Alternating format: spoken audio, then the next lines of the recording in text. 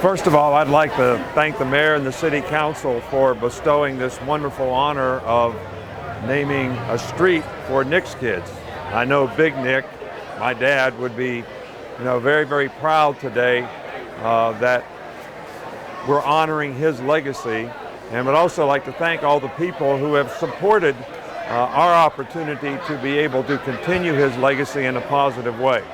I think the Children's Learning Center that we're all committed to will be something that helps young people have a better chance to be more successful in life because of the value of education and the attitude that it takes to be successful. I also think this is a great example for our players who usually participate in this, but because of some COVID things are not here today, that they can give back to the community in a very positive way as well. So this is a proud day for us, a day that we always enjoy. We thank all the people who support Nick's kids and who make events like this happen to make our community better. Thank you. Roll Tide. Speak up on the questions, guys. Coach, last time I saw Miss Terry was in December, and you guys had a Nick's kids event, and she mentioned during COVID you guys spent more time together. What was that like? She said during a game when she thought it was a tornado, and she said, "Oh, it's just Nick. It's just Nick." What was that experience like, spending more time with her? How important is this today to be with everyone? Well, I think, one of the things about football season, and I said this morning, is, I kind of miss our time together. And we did have more time last year, but it was the same for me in terms of work. I was just doing it from home rather than in the office. But it's nice to spend time together, but that's one of the things about football season. It gives us an opportunity to try to accomplish something of significance to a lot of people in the community, and we all have to make sacrifices for that, including our time together.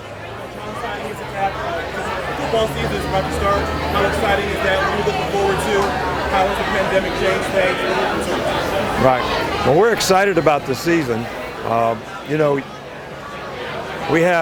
acknowledge the fact that we have talent on our team, but I think you can't win with talent alone.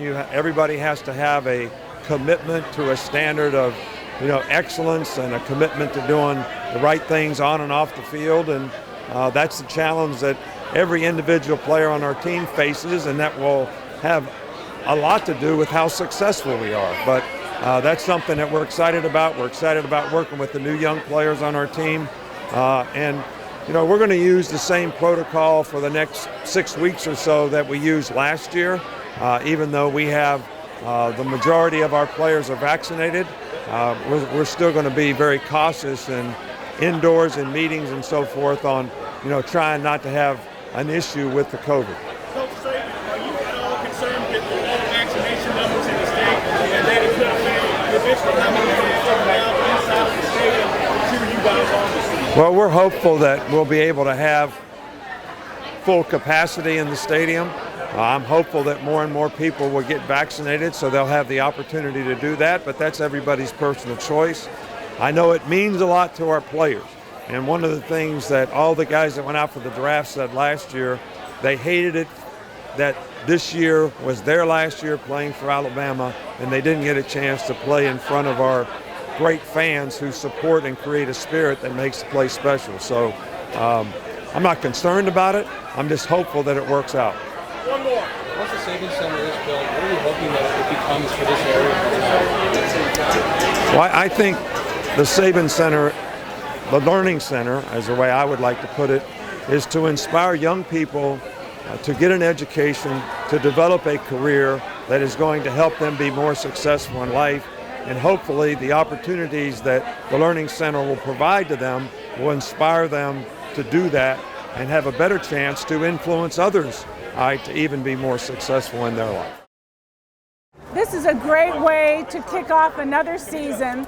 Typically, we would be having this Nick's Kids giveaway luncheon indoors, but because of COVID, we've been able to put it in a parking lot under a tent, and it works quite well.